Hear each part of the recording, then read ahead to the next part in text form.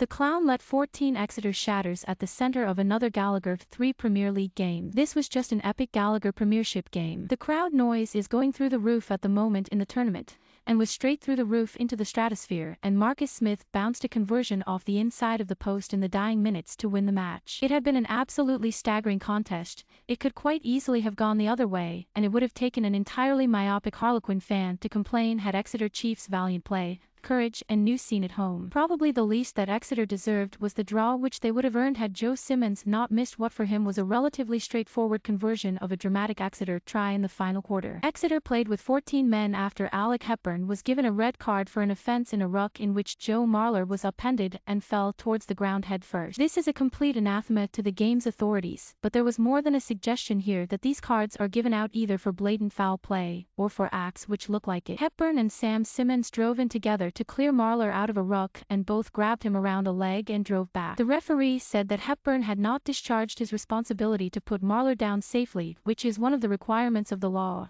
A bizarre requirement when you consider it. But how are two defenders acting independently without knowledge of the other meant to work out in a fraction of a second that one of them is meant to ease the tackle player to the floor? It was one of those where the crowd howls for retribution, but also one where you could categorically see a case for the departing player. There were fantastic battles all over the place, not least between Danny Kerr and Jack Maunder, and it is rare to see Kerr playing these days without being reminded of England's silly selections in the backup for scrum half when a pedigree is available. Yet Quins in the end were over-complicating. They did not use the mighty Andre Esterwijzen enough up the middle, which was surely central on a foul day of weather, and Tyrone Green at full-back found it difficult to cope with Exeter's kicking game. Yet especially in the first half, while Collier, playing his 200th game, was essentially too good for the Exeter scrum, another reminder of England's selection disaster, because a large number of props inferior to Collier have been in the England system. Harlequins had dominated the first quarter. Even though Smith was alternately inspired and erratic, Quins managed to make a memorable try in a phase of play where Exeter could only get their heads down and wait for the storm to end. Quins were repulsed with their first lineout drive,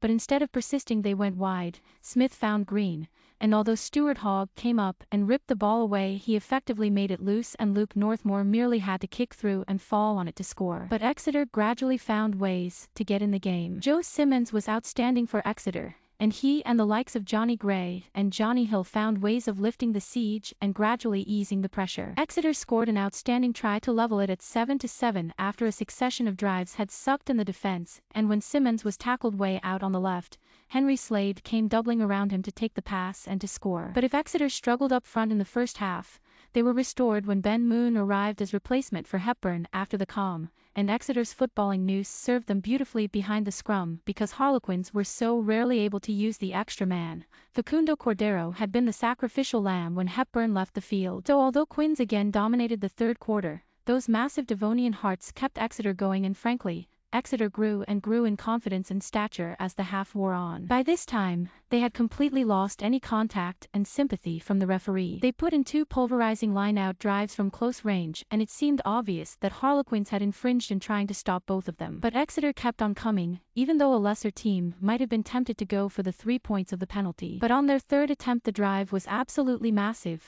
and Jack Innard was at the bottom of the pile to score.